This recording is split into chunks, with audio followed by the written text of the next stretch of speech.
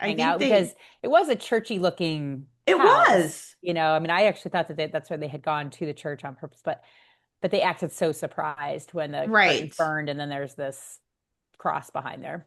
Yeah, yeah. It was a very strange scene. So when Count Nicholas and the group awaken, they discover that the spell has reversed time and changed the future in their favor. Simon and Tanith have survived, and Makata's spell to conjure the angel of death have has been reflected back on him. Um, Oh, it and was then Makata with the spell. Yeah, I think it was Mikado. Well, that's what I have in my Was he notes. the, I don't was it, know. I could be maybe, wrong. no, I'm just wondering about that circle, the circle thing too. Like who called him there? Maybe it wasn't Richelieu. Maybe it was Makata. Yeah, because I think Yeah, I don't the know. ritual, like the that spell or prayer or whatever, like the ancient prayer that the count says, and then they have Peggy say repeat. Yeah. I think that's the thing that altered the space and time and allowed them. So like it Oh, brought them I there and then gotcha. it brought them back because they repeat. Right. But I wonder if the angel of death was Makata monkeying around. Yeah, I don't know. I'm gonna be honest with you. It's a little confusing towards the end of this movie because it's just a lot is happening. So Count Nicholas comments that it is God to whom they must be thankful. So Yeah, that's true. And then they play this churchy music. Like, did you yeah, notice like this? yeah. It's Church of like England. Yeah, it's very Church of England. Very Church of Yeah. England. I was looking around, I was Uh, like, where's the organ lady? You got I like the know, exactly. I know. So, that's the movie, right? Credits roll. Um, all right. So let's talk about it. Let's get some final thoughts on this movie. Andrea, do you wanna go first? Sure. I mean, like I said, I really thought that like I was waiting for the Mystery Science Theater Yeah. guys, but I was making some of those comments during the movie. I was watching with a Yeah. friend and Yeah. we were kind of like, and there were certain scenes where I'm just like, what the flip is I know. going I on know. here? But I did actually, I thought it was interesting. It was not like bad, just wacky and you know, you can see a lot of horror themes getting created here or started Hmm. or twisting. So it was I thought it was interesting that you went from and even the production company what is it called Hammer Hammer, for the hammer, Hammer hammer films. films. Yep. Yeah, Yep. so they traditionally made the monster Yep. flicks of Dracula and Frankenstein and those kinds of things. But in here, the horror changes, to more of the psychological, like or like more invisible. It's not gory. It's not like kind of that kind of a monster thing. So I thought that was interesting and as we talked about a little bit earlier, like it sort of leads into it's the first, right, of these real occult movies, like before the boom of all of the occult type of films. Yeah. So Yeah. you can see the birth of that. So from that kind of context to see, okay, this movie has a place in a significance, in the genre. Um, I thought that was kind of cool. One little, fun or thing that I thought was funny is at the very beginning with the credits and they're showing all these like symbols and stuff, and I was like, I Yeah. swear one of those is just pi. And then I looked up like sacred one of them. geometry. Yep, absolutely. Yeah, yeah. Well, and I guess there is one symbol there, and I wanted to go back later and look and see if I could find it. But there is a symbol that was not a satanic emblem of any kind. It was Hmm. actually the six-winged seraph associated with Ezekiel and some other like Christian symbols. So they were kind of some guy that was doing like the symbols just kind of like throughout Yeah. random. So He probably, mostly satanic, but then yeah. you've got Yeah. like Not as one random as random you one. might think there, actually. Well, because Really? Okay. yeah, no, because, so the seraphim were the guardians of, they were guardians of entranceways, basically. And they were taken in, the way that the syncretism happened in the ancient Near East and Levant was very hard to follow. But a lot of what became demons were like at one time angels who then became Like the fallen fallen angels and angels or stuff. whatever. Yeah. So that, yeah, so that, and again, like a lot of the people who were doing esoteric practices at this time would have had, seraphim and that kind of a thing, and cherubim and Nephilim and all that kind of stuff, because they would have. I mean, if you look at the vision of Ezekiel, for example, it's extremely esoteric, and it's the model of a lot of journeys into weirder places. So, and that type of Yeah. mysticism is called Merkava mysticism, and it's pre-Christian, but like it is a Jewish kind of form of mysticism, and it's like got really popular when you had all this spiritualist revival in the 1900s. So a lot of these guys, like Crowley, like Madame Blavatsky, all the people doing in the Theosophical Society, this big revival where they're trying to, syncretize all these different forces. So they used a lot of Kabbalah, which is a later form of Jewish mysticism, from the Middle Ages, where yeah, so they would have had the thing that's different, that you're right about pointing it out, is like something that wouldn't fit with Satan worship, but it's like definitely something that would have fit with like most other occultic practices at the Yeah. time, just because they were a mixture of all that stuff. I mean, like even the goat, is again with the wings and the horns and the crown and this and that, all that kind of like weird mixing, is like was supposed to not be pure evil. And Yeah. so these rituals weren't supposed to be pure evil either. They were using Kabbalah as a so often as a part of these rituals and symbols from Kabbalah. Right. So You know. mixing, but also like a reflection, right? Like, or a mirror, like reflection of like what some of these things are opposite of, right? So like, if you have like a crown in heaven, or like as, the all of the times that God is called, like, the king, and whatever, but then having this opposite reflection Yeah, in, the other world, too. But yeah. And famously, although like you get sick of hearing about it from like modern day witches or whatever, Wiccan, like, oh, the pentagram was not an evil, or the six-pointed star was not. It's just yeah, it is the Star of right. David. But like, yeah, like, but like, Right, right. so Great. like, like that stuff wasn't originally evil. Those were like, nature symbols or whatever. That's not exactly right either. They were sign. They were protection. Like, protection from the evil eye and stuff like that. So those things were not Satan symbols. That's right. It's like it's not too dissimilar, frankly, from the swastika being a letter that meant, like, just by itself, peace, from the Hindu faith or whatever. It's not just a regular part of the language, and so it wasn't anything really until they took it and made it evil.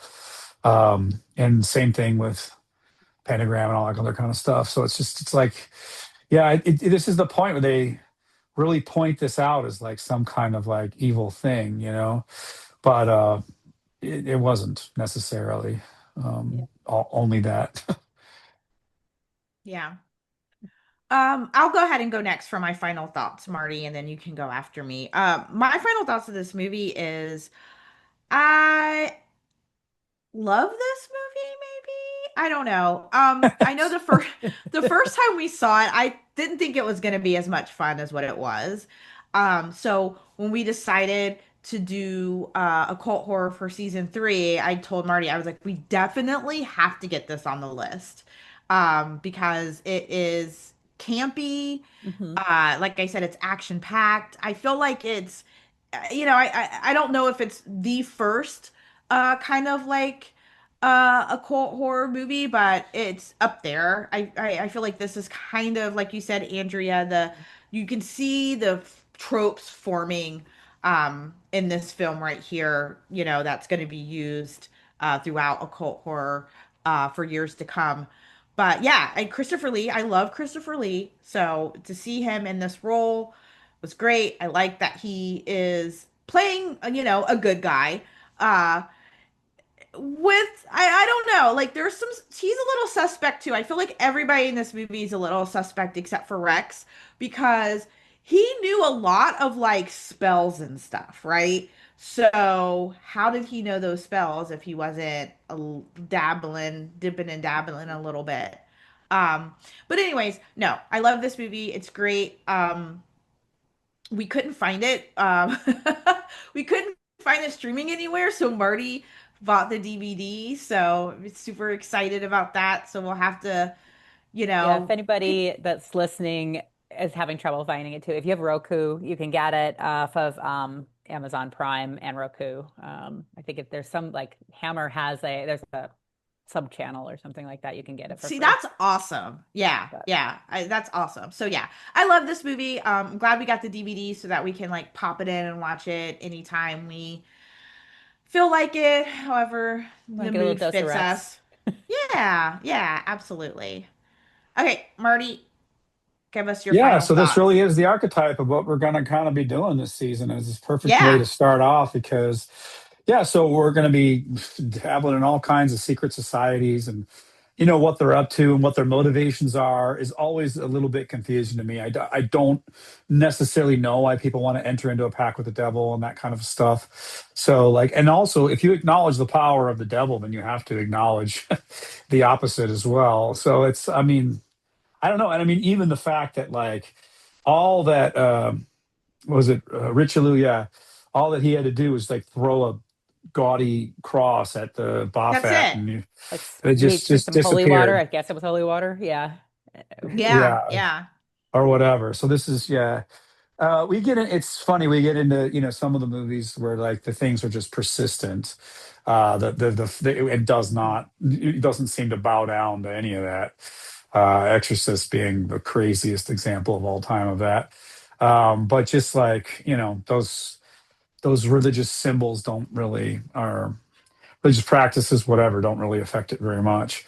There's this strange passage in the Bible that a lot of people have interpreted a lot of different ways, and I'm not going to interpret it right now. But the Jesus talks about like, yeah, if you cast this demon out or whatever, it's gonna go into the dry places and wander around, get some friends, come back, and then they're gonna find your have basically, through the ritual, to purify yourself of the demon, you just opened yourself up to more demons, basically.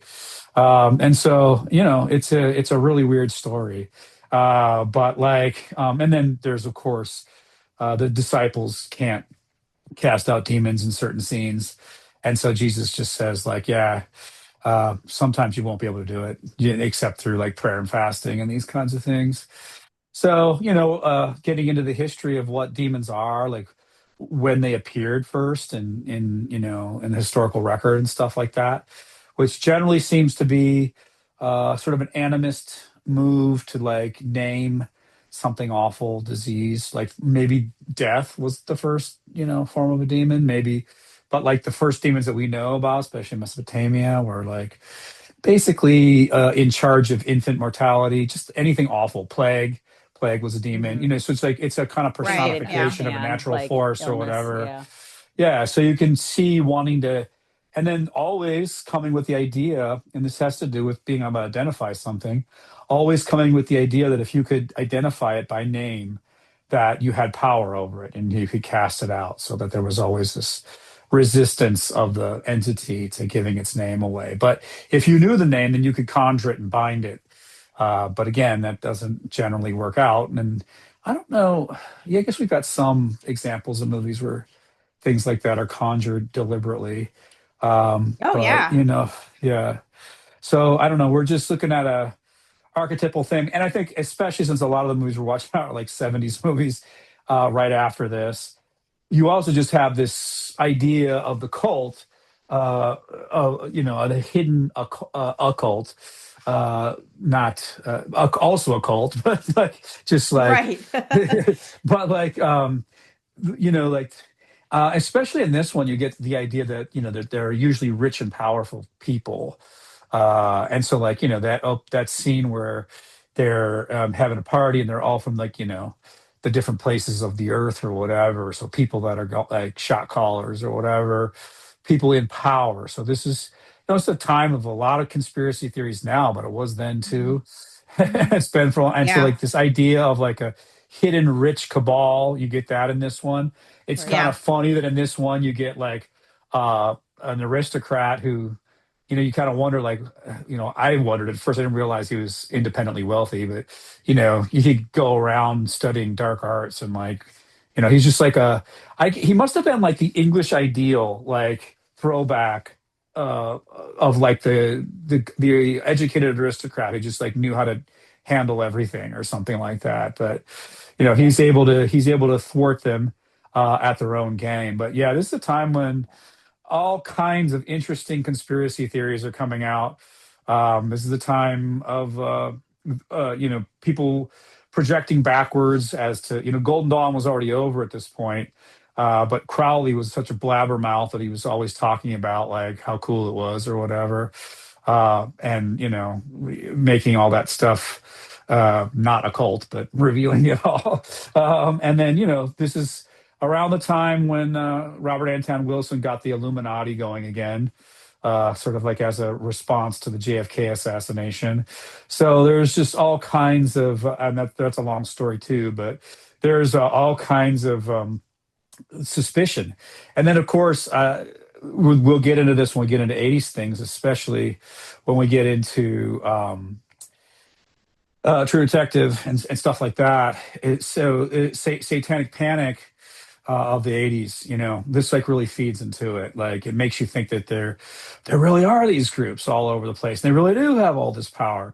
And there probably are now. I don't know if they may not directly worship Satan, but a lot of these Oh, there's some, AI yeah, tech bros are pretty weird, powerful. weird shit that they say like when you get that much money and you're, bored or have time on your hands to start Right. thinking really twisted thoughts about yourself, and like, just the world around. I just read an article about super rich guys wanting to have as many kids with their Yeah. DNA, as possible and stuff like that. It was just kind Elon of like Musk very like as a famously, I yeah. cult was in gonna say itself. that is Elon Musk and his dad, I Yep. guess. Yeah.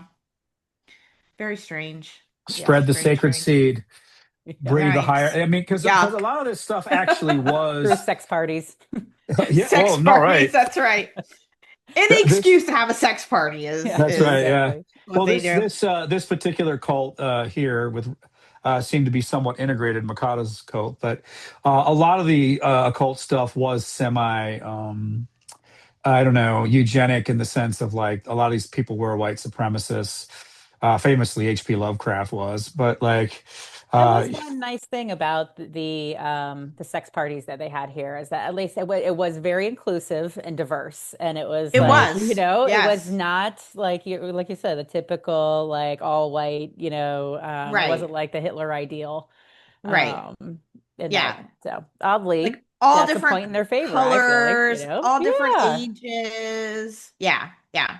and They did when the not one's discriminate. evil spirit comes up, though, there's like at least a hint. I don't know if it was full on hint of racism because a lot of times, like there was like this separation between white magic and black magic, and you can Hmm. kind of imagine how that panned out. Usually, they didn't mean by those terms racial terms, but a lot of times it wound up kind But of it being like was that. It does, yeah. um and it's very much drawing that line And it's of and it uses hoodoo as a part yeah, of the, right. Yeah. yeah. Yeah. And the There's a very skeleton famous movie called monkey. White Zombie, in which in Yeah. Haiti, like a plantation, like people are using hoodoo to enslave a white woman. So yeah, Yeah. there's a long history. There is. Okay. Any other final thoughts before we wrap it up? it's a great start to the occult genre here. Yeah, I'm excited. Yes, this is just the tip of the iceberg. Just so this is like right up my alley of the type of horror subgenre that I love. Okay, so before we announce what we're covering next time, please be sure to follow the podcast so you'll be the first to know when a new episode drops. Also, leave us a 5-star review on Apple Podcasts or on Spotify. Also, we have an Instagram account. Please follow us at the Desire of Horror podcast. So, next time, we will be discussing 1973's The Exorcist. So, super excited about this movie. This is definitely a movie that pretty much scarred me for life. I watched this way too early. And I'll get into that when we talk about it. I feel So like it's going to scar me as an adult. I don't think there is. man, it's a rough one. It definitely is a rough one. So Andrea, thank you once again for joining us. Thank you for It's having me. always a pleasure to have you on the podcast. Hopefully you'll be joining us for some more episodes in this subgenre. Would love to. Um, so please join us as we talk about The Exorcist next time. Thank you for listening. Until we meet again, have a good week and take care of each other.